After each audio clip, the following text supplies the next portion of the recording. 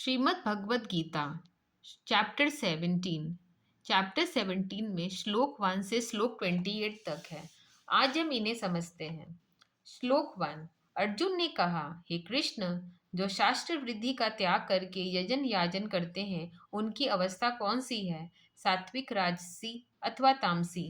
तात्पर्य: भगवान श्री कृष्ण द्वारा शास्त्र विधि का परित्याग कर मनमुखी होकर कर्म करना अनुचित बतलाए जाने पर अर्जुन उसके समक्ष कुछ ऐसे व्यक्तियों के विषय की जानकारी प्राप्त करना चाहता है जो शास्त्र विधि का पालन नहीं करते किंतु स्वेच्छा से श्रद्धापूर्वक यज्ञादि कर्मों का संपादन करते हैं।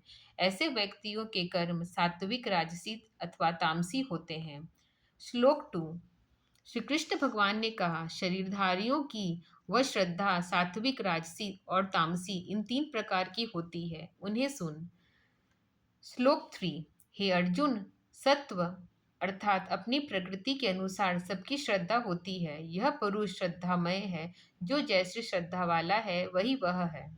तात्पर्य: यह भगवान श्री कृष्ण अर्जुन को यह बतला रहे हैं कि सभी व्यक्तियों की श्रद्धा उनकी अपनी अपनी प्रकृति के अनुसार पृथक पृथक होती है। जिनकी जो प्रकृति होती है वैसा ही श्रद्धावान वह व्यक्ति समझा जाता है। सत्व गुण के आधिक्य ये युक्त प्रकृति वाला व्यक्ति सात्विक श्रद्धा वाला होता है। रजोगुण वाले रजोगुणी होते हैं और तमोगुणी के आधिक्य ये युक्ति व्यक्ति तमोगुणी व्यक्ति कहलाते हैं। श्लोक 4। सात्विक लोग देवताओं की पूजा करते हैं, राजसी व्यक्ति यक्ष तथा रक्षकों की पूजा करते हैं और तामस लोग प्रेतों की पूजा करते हैं। श्लोक 5। जो लोग दंभ, अहंकार, कामना, आसक्ति और शारीरिक बल से युक्त होकर शास्त्र विरुद्ध कठिन तपस्याएं करते हैं। श्लोक 6। तथा जो अज्ञानी व्यक्ति शरीर से स्थित भूतों के समूह को और वैसे ही शरीरांतर मुझ में कृष करते हैं, उनको तो आसुरी निश्चय वाला जान। यहाँ भगवान श्री कृष्ण उन तपस्वियों को आसुरी बुद्धि वाला बतला रहे हैं जो पाखंड, प्रदर्शन, अहंकार, स्थार सिद्धि की इच्छा, आसक्ति तथा बलपूर्वक हर्ष से शास्त्रों द्वारा निश्चित शारीरिक कष्ट सहन रूपी तप करते हैं, जिससे शरीर की पंचभूतों को दुर्बल करते हैं। श्लोक 7। और सबका प्रिय आहार भी 3 प्रकार का होता है, उसी प्रकार यज्ञ, तप तथा दान भी 3 तरह के होते हैं, उसे इस भेद को तू सुन। श्लोक 8। आयु, बुद्धि, बल, आरोग्य, सुख, प्रीति और बढ़ाने वाले, रसयुक्त, चिकने, स्थिर रहने वाले, हृदय को हितकर आहार सात्विक व्यक्तियों को प्रिय होता है। तात्पर्य: सात्विक प्रकृति वाले व्यक्ति ऐसे आहार ग्रहण करना चाहते हैं जिससे उनका दीर्घ जीवन प्राप्त हो, उनकी सात्विक प्रवृत्ति स्थिर रह सके, शारीरिक बल प्राप्त हो, मानसिक शांति मिले, निरोग रहे, तृप्ति हो सके तथा उस अपने अंदर प्रभु प्रेम की अनुभूति हो सके। सात्विक आहार सरल, स्निग्ध, शरीर में बल, वीर्ण, योज उपंत्र करने वाला तथा हृदय को प्रिय लगने वाला होता है। घी, गोदुग्ध, दही, शहद, फल, मेवे, गेहूं, चावल, मूंग, चना, ब्राह्मणी, शंख पुष्पी, हरी सब्जी आदि सात्विक आहार की श्रेणी में आते हैं। श्लोक 9। कड़वे, खट्टे, नमकीन, अत्यंत गर्म, तीक्ष्ण, रूखे, जलन उत्पन्न करने वाले, दुख, शोक, रोग आदि उत्पाद भोजन पदार्थ रजोगुण प्रवृत्ति वाले लोगों को प्रिय है। तात्पर्य: राजसी स्वभाव वाले व्यक्तियों को उपयुक्त प्रकार के भोजन पदार्थ प्रिय लगते हैं। राजसी प्रकृति के लोग खट्टा, नमकीन, तीता, कड़वा, मसालेदार, चटपटा भोजन पसंद करते हैं। ऐसे भोजन ग्रहण करने से कालांतर में शरीर रुग्ण हो जाता है और ऐसे व्यक्ति को कष्ट सहना पड़ता है। श्लोक 10। देह देर का बना हुआ, जिनका रस समाप्त हो गया है, नीरस, दुर्गंध युक्त, बासी, जूठा और अपवित्र भोजन तामस प्रवृत्ति वाले लोगों को प्रिय है। तात्पर्य: उपयुक्त गुण धर्म वाला भोजन शरीर में जाकर और तमोगुण उत्पन्न करता है। यही कारण है कि तामस स्वभाव वाले व्यक्ति ऐसे भोजन को पसंद करते हैं। मांस, मदिरा, अंडा, प्याज, लहसुन, गरिष्ठ, बासी अन्न शरीर को सुस्त करनाते हैं, स्वास्थ्य को हानि पहुंचाते हैं। ऐसे भोजन नहीं ग्रहण करना चाहिए। श्लोक 11।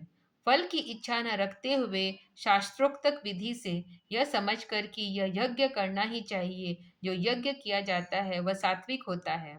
तात्पर्य: यज्ञ करना एक शुभ कर्म है। कर्म का फल अश्वमेव प्राप्त होता है। चाहे कोई फल की इच्छा रखे अथवा न रखे, फल तो उसे मिलता ही है, मिलना ही है। फलेच्छा रखकर कर्म करने में एक दोष यह है कि कर्म फल मिलने से किंचित देर होने से मन में दुख होता है। अतः निष्काम कर्म करने का सुझाव सभी स्थानों पर दिया गया है। इसमें फल प्राप्ति से आनासक्त रहने में कोई मानसिक कष्ट नहीं होता। यज्ञ आदि शुभ कर्म अवश्य करना चाहिए। निष्काम भाव से यज्ञ करना सात्विक कहा गया है। श्लोक 12। और हे अर्जुन, जो यज्ञ फल के उपदेश से और केवल दम के लिए ही किया जाता है, उस यज्ञ को तो राजस जान। तात्पर्य: यज्ञादि शुभ कर्म फलप्रद होते हैं।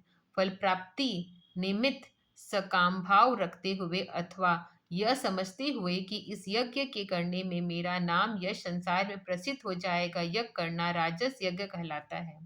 श्लोक 13। शास्त्र विधि से रहित, बिना अन्न दान का, मंत्र विहीन, दक्षिणा रहित तथा श्रद्धा शून्य यज्ञ को तामस यज्ञ कहलाया है। तात्पर्य: शास्त्रों में यज्ञ करने के लिए कुछ निश्चित नियमों का विधान है। यज्ञकर्ता को उन नियमों का अनुसार ही यज्ञ करना होता है।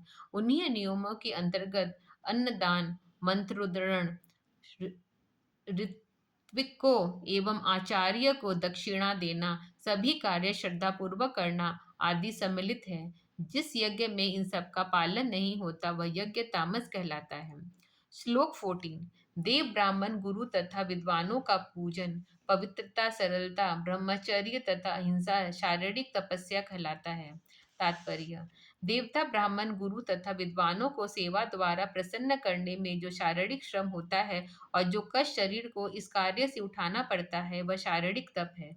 इसके अतिरिक्त शारीरिक एवं मानसिक पवित्रता, स्वभाव की सरलता, ब्रह्मचर्य पालन एवं मनसा वाचा कर्मणा किसी भी प्राणी को कष्ट न देना ही शारीरिक तप है।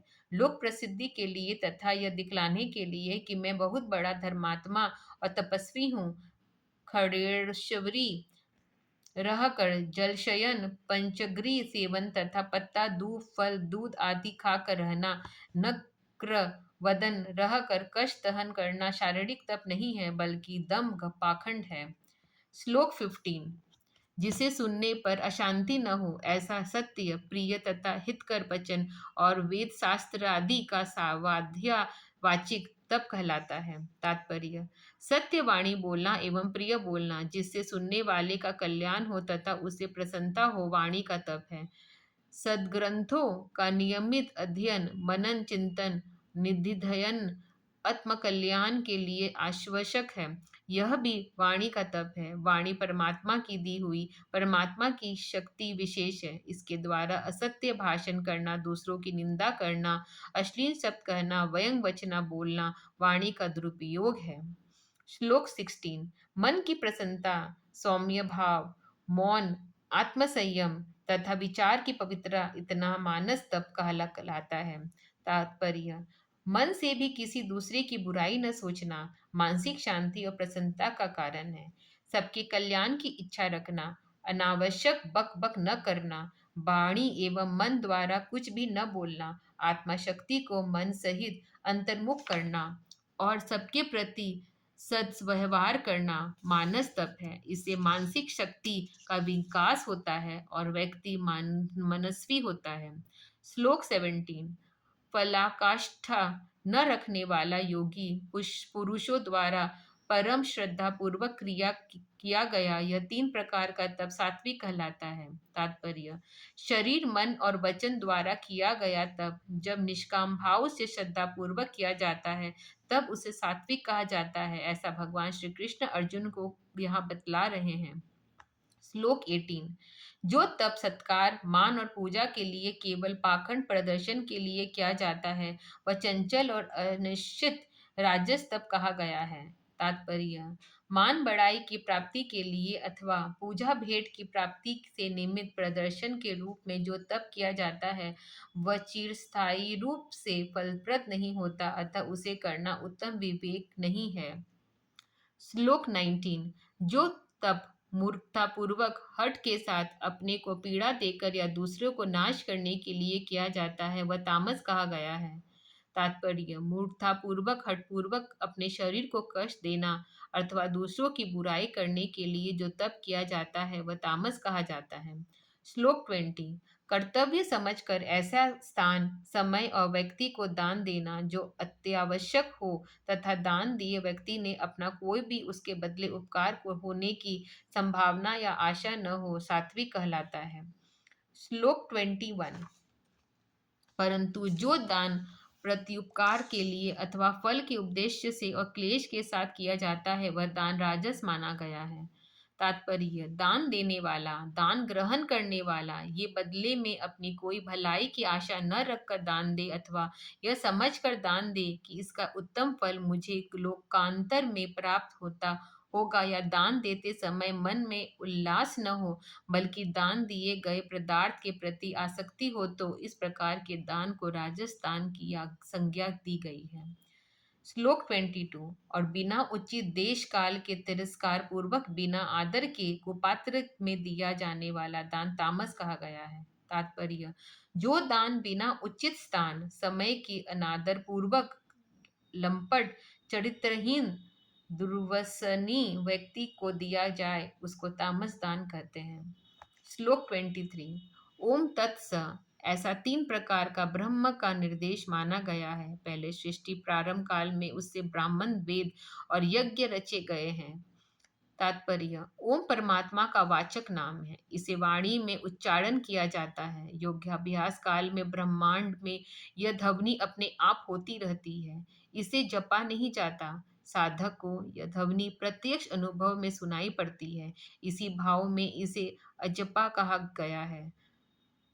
ब्राह्मण वह है जो ब्रह्म को जानता है। जिस महान आत्मा ने पुरुषार्थ के द्वारा परमात्मा का साक्षात्कार कर लिया है, ब्रह्म के अस्तित्व से ही ब्राह्मण पद सिद्ध होता है। अतः ब्राह्मण से ब्राह्मण की रचना हुई है, ऐसा कहा गया है, क्योंकि यदि ब्रह्म की नहीं होती तो इसको जानने वाला ब्राह्मण ही कहाँ है से आता। श्लोक 24: इसलिए ब्रह्मवादियों की शक्ति सारी क्रियाएं, यज्ञ, दान, तप आदि सदा ओम शब्द के उच्चारण के साथ प्रारंभ होती है। तात्पर्य: ब्रह्म की उपासना करने वाले को ब्रह्मवादी कहते हैं। क्योंकि ओम ब्रह्म के अनंत वाचक नामों को एक मुख्य नाम है, इसलिए ब्रह्मवादी ओम का स्मरण कर उच्चारण करते हुए अपने सारे शुभ कर्मों को प्रारंभ करता है, और ऐसा करना ही चाहिए। श्लोक 25: तत् ऐसा उच्चारण कर मोक्ष की इच्छा रखने वालों से यज्ञ, दान, तप की क्रियाएं फल का ध्यान न रखकर ही आती है। तात्पर्य: मुमुक्षु लोग सभी शुभ कर्मों को प्रारंभ करने के पूर्व ब्रह्म का स्मरण करते हैं। तत् ब्रह्मवाची शब्द है। तत् पद का उच्चारण पूर्वक सभी कर्मों का प्रारंभ करना उचित है। श्लोक 26: हे अर्जुन, सद्भाव और साधु भाव से सत्य इस शब्द का प्रयोग किया जाता है और मंगल कर्म में सत्य शब्द को जोड़ा जाता है। तात्पर्य: सत्य शब्द असात्विक बोधन है। ब्रह्म के शाश्वत असत्विक की और यह शब्द संकेत करता है। अतः इसके द्वारा ब्रह्म की नियंता का बोध होता है। सभी मांगलिक शुभ कर्मों में प्रारंभ ब्रह्म अर्थात परमात्मा का स्मरण कर किया जाता है और शब्द का उच्चारण उसका संकेत मात्र है। श्लोक 27: यज्ञ, तप और दान की स्थिति को सत शब्द से संबोधित किया जाता है और परमात्मा के निमित्त किए गए कर्म भी सत शब्द के इंगित होते हैं। श्लोक 28: हे अर्जुन, अश्रद्धा पूर्वक किया हुआ हवन, किया हुआ दान, तपा हुआ तप और भी जो कुछ किया हुआ कर्म है, वह असत है। ऐसा कहा जाता है, वह न तो इस जन्म में और न मृत्यु के उपरांत ही फलप्रद है। तात्पर्य: श्रद्धाहीन होकर कर्म करना निष्फल, निरर्थक होता है, क्योंकि श्रद्धा न होने से किसी भी कर्म का संपादन ठीक ढंग से नहीं हो पाता और विविध पूर्वक कर्म न किए जाने पर कर्म की सिद्धि नहीं हो पाती। कर्म के सिद्ध न होने पर उसके फलों की उपेक्षा रखना व्यर्थ है, क्योंकि उपरिपक अधकचरे कर्म फलप्रद नहीं होते। कल हम चैप्टर 18 स्टार्ट करेंगे। राधे राधे।